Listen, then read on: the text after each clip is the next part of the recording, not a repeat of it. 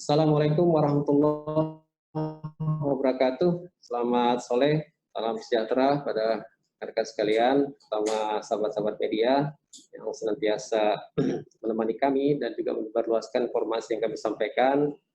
Dan mudah-mudahan informasi ini dapat bermanfaat untuk kita semua, tentunya juga dalam menyikapi dan mewaspadai perkembangan dari coronavirus COVID-19 di Kalimantan Timur.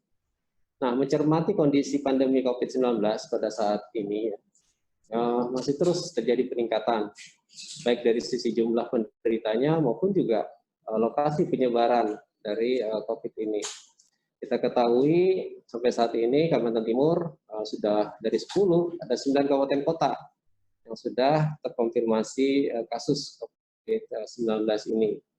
Tinggal Makam Hulu yang masih belum ada dilaporkan adanya konfirmasi kasus, dan mudah-mudahan ini bisa dipertahankan untuk wilayah Makam Hulu yang memang kita sadari di sana begitu banyak keterbatasan dari sisi pelayanan.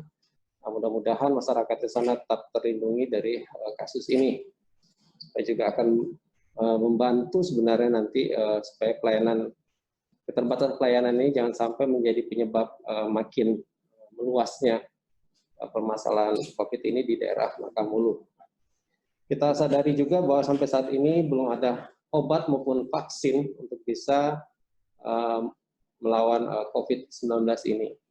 Karena itu kita perlu mewaspadai, ya, karena belum adanya obat, belum adanya vaksin untuk ini, maka yang perlu kita lakukan sekarang adalah bagaimana menguatkan upaya pencegahan untuk supaya kita tidak tertular ataupun juga menulari kepada orang lain. Bagaimana sudah kami sampaikan selama ini bahwa kami sudah senantiasa menyampaikan upaya-upaya yang sudah menjadi anjuran pemerintah dalam rangka untuk kita meningkatkan pencegahan, ya, untuk memutus mata rantai penularan ini, ya, jangan sampai yang sehat tertular dengan COVID ini. Oleh karena itu kita berharap pada kita semua, komitmen kita semua untuk menjaga kedisiplinan dan juga membangun komitmen, dan tentunya kita berharap bisa bersama-sama bergotong royong untuk bisa mengatasi pandemi COVID-19 ini di Kalimantan Timur. Oleh karena itu, ikuti anjuran pemerintah, ya, untuk senantiasa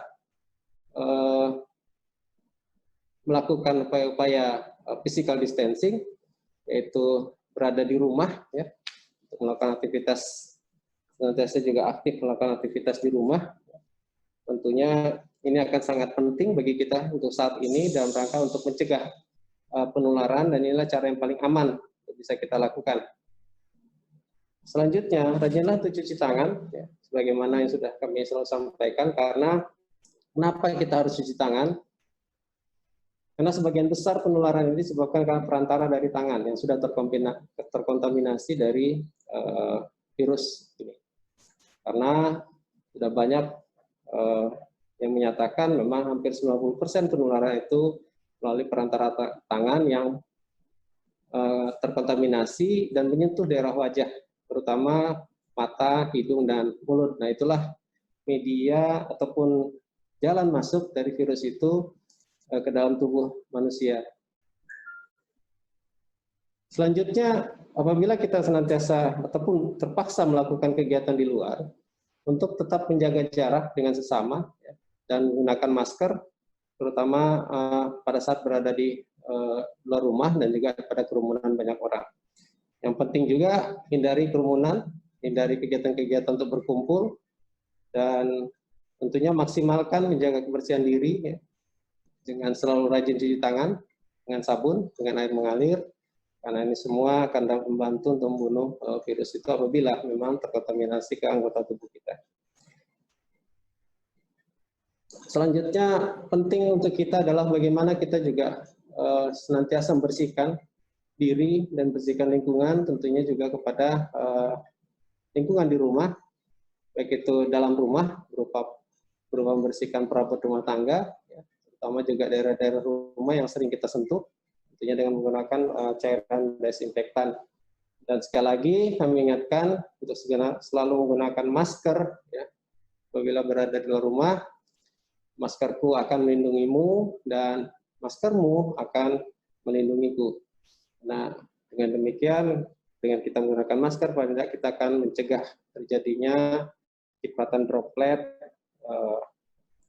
kepada lawan bicara kita ataupun kepada orang lain yang ada di sekitar kita. Kemudian juga untuk penting untuk kita ketahui ya, untuk bisa melawan COVID-19 ini, maka menjaga sistem imunitas juga akan sangat penting, ya, terutama terhadap mereka-mereka juga yang punya penyakit komorbid, ya, penyakit kronis, ini juga perlu dikendalikan, dijaga jangan sampai kondisinya memberat di dalam kondisi sekarang ini, karena ini akan sangat memperberat kondisinya apabila juga yang bersangkutan terkena COVID. Oleh karena itu senantiasalah untuk mengkonsumsi makanan yang gizi seimbang, ya, kemudian juga melakukan aktivitas fisik, olahraga, jaga stres, ya, jangan sampai stres ya, karena ini semua akan menurunkan daya tahan tubuh kita, dan tentunya istirahatlah yang cukup, konsumsi vitamin untuk meningkatkan daya tahan tubuh. Dan selanjutnya kita berharap dan kita semua kita ketahui bahwa masyarakat rentan, terutama manula, manusia yang sudah berusia lanjut ya, usia lanjut, kemudian juga yang punya penyakit kronis, termasuk ibu hamil, inilah yang perlu kita lindungi, yang kita jaga, jangan sampai mereka terkena kontaminasi ataupun juga penularan COVID ini. Oleh karena itu, apabila kita memang sakit, janganlah kita mendekat dulu dengan yang bersangkutan, dengan kelompok-kelompok beresiko ini, dan kita juga berusaha untuk mereka jangan sampai terkena ini, karena sekali terkena COVID, mereka ini mempunyai potensi untuk kondisinya akan semakin memberat, ya. Dan banyak sekali faktor kematian itu terjadi pada kelompok-kelompok yang berisiko ini karena diperberat dengan terkenanya COVID. Selanjutnya ingin kami menyampaikan update terakhir perkembangan dari COVID-19 di Provinsi Kalimantan Timur. Ya, kami sampaikan untuk orang dalam pemantauan ODP hingga hari ini tanggal 21 April jam 12 siang, itu ada penambahan sebanyak 62 kasus. Ya. Sehingga total ODP hari ini ada 6.173. Yang selesai pemantauan ada 54 kasus, sehingga total yang selesai pemantauan sebanyak 5.153, dan yang masih dalam proses pemantauan pada hari ini sebanyak 1.020 kasus. Untuk pasien dalam pengawasan atau PDP hari ini tanggal 21 April ada penambahan sebanyak 19 kasus. Sehingga total PDP hari ini sebanyak 388 kasus. Kasus negatif ada penambahan 3. Dan total negatif hari ini ada sebanyak 181 kasus. Ada koreksi ya nanti untuk Brau yang kemarin sudah dinyatakan negatif. Itu kita koreksi, ternyata memang kondisi masih positif, sehingga ada koreksi nanti kita akan sampaikan. Jadi hasil negatif Brau ini mengalami revisi karena terkonfirmasi positif pada hari ini. Selanjutnya yang kami jelaskan sedikit terkait dengan penambahan PDP dengan hasil negatif ya, pada hari ini ada sebanyak 4 kasus, yaitu 2 kasus dari Kutai Timur, yaitu pertama 1 kasus adalah perempuan 10 bulan, ya. Ini merupakan tracing kontak yang terkait dengan klaster Goa yang telah dirawat di Rumah Sakit Umum Kudungga pada 14 April, yang dan sekarang selanjutnya melakukan isolasi diri di rumah sejak 16 April. Jadi ini sekarang keluar hasil swab-nya negatif. Kemudian yang kedua, satu kasus laki-laki 51 tahun, merupakan kasus yang telah dirawat di Rumah Sakit Umum AM Parikesit sejak 4 April 2020. Selanjutnya, kasus hasil negatif lainnya adalah satu kasus dari Kota Balikpapan, yaitu laki-laki 33 tahun, merupakan PDP yang juga dirawat di Rumah Sakit Umum Kanujoso, Balikpapan, sejak tanggal 14 April. Dan terakhir, hasil negatif, yaitu satu dari Kutai Kartanegara, yaitu wanita 47 tahun, merupakan pelaku perjalanan dari Jember yang telah dirawat di Rumah Sakit Umum AM Parikesit pada sejak tanggal 8 April.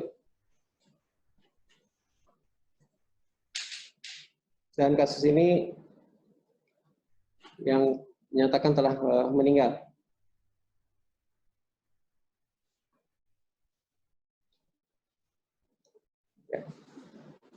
Selanjutnya, penambahan PDP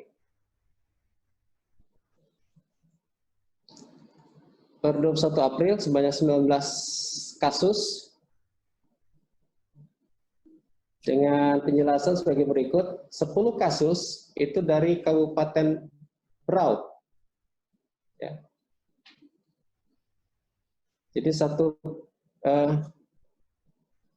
terdiri dari satu laki-laki 45 tahun, kemudian kedua laki-laki 46 tahun, ketiga laki-laki 42 tahun, keempat laki-laki 44 tahun,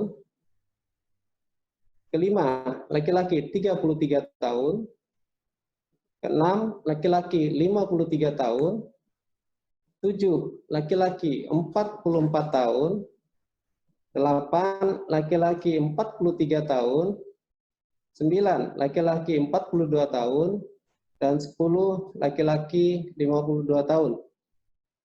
Ke-10 kasus tersebut merupakan pelaku perjalanan dari Goa.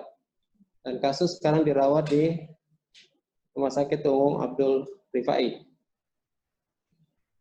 Selanjutnya penambahan 4 kasus dari Kabupaten Pasir, yaitu satu kasus wanita 44 tahun. Ini adalah merupakan PDP yang ditetapkan oleh tim klinis Rumah Sakit Umum Panglima Sebaya, yang memiliki keluhan batuk, sesak napas, dan lesu, dan memiliki pemberat atau penyakit komorbid berupa tumor, kemudian juga TBC. Dan kasus dilaporkan di Rumah Sakit Umum Panglima Sebaya, dan kondisi kasus memburuk sehingga dipasang ventilator, dan hari ini yang bersangkutan dilaporkan meninggal dunia.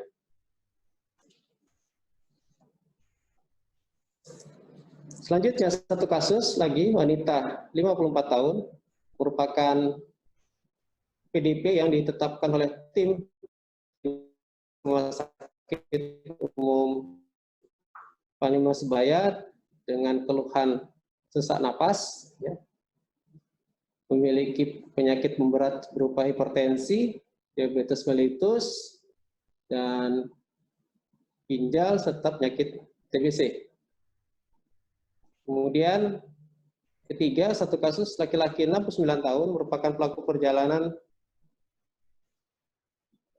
dari Palangkaraya, dan kasus dirawat di rumah sakit dan ditetapkan PDP oleh tim medis di Rumah Sakit Umum Panglima Sebaya. Dan terakhir, satu kasus dari Pasir adalah laki-laki 21 tahun, yang merupakan pelaku perjalanan juga dari Marabahan, Kalimantan Selatan, dan kasus dirawat di Rumah Sakit Umum Panglima Sebaya, ditetapkan oleh tim klinis dari Rumah Sakit Umum Panglima Sebaya. Selanjutnya penambahan PDP, ada 3 kasus dari Balikpapan, yaitu satu kasus adalah laki-laki 56 tahun, yang merupakan pelaku perjalanan dari Goa, ya. Dan kasus dilaporkan ditetapkan oleh tim medis Rumah Sakit Umum Kanujoso Balikpapan sebagai PDP. Selanjutnya, satu kasus lagi adalah laki-laki 55 tahun, merupakan kasus PDP, ya, yang ditetapkan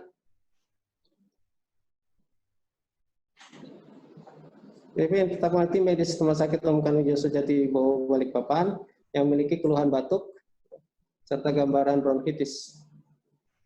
Dan ketiga, satu kasus wanita 75 tahun yang merupakan pelaku perjalanan dari Surabaya dengan keluhan demam, sesak napas, serta gambaran bronkopneumonia. Dan kasus dirawat di Rumah Sakit Umum Kanujoso Jatibowo Balikpapan. Terakhir, penambahan kasus PDP ada 2 dari Bontang, yaitu laki-laki 65 tahun dan laki-laki masing-masing memiliki gambaran pneumonia dan kasus dirawat di Rumah Sakit Umum Taman Husada Bontang. Selanjutnya, penambahan kasus terkonfirmasi positif hari ini, tanggal 21 April, ada sebanyak 5 kasus. Pertama, 3 kasus dari Berau, yaitu kode Berau atau BRU 5, itu wanita 20 tahun. Ini merupakan pelaku perjalanan dari Jogja dengan keluhan demam, batuk pilek, ya, sejak dari Jogja, dan kasus dilaporkan di Rumah Sakit Umum Abdul Rifai dan dirawat di Rumah Sakit Umum Abdul Rifai.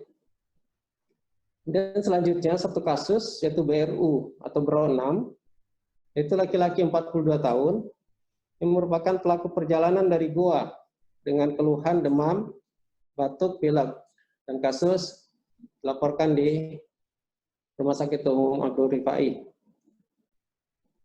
Kemudian selanjutnya satu kasus lagi dari Berau, yaitu BRU 7, laki-laki 51 tahun, merupakan pelaku perjalanan dari Goa, ya, dengan keluhan demam, batuk, pilek, dan juga kasus dilaporkan dirawat di Rumah Sakit Umum Abdul Rifai Berau.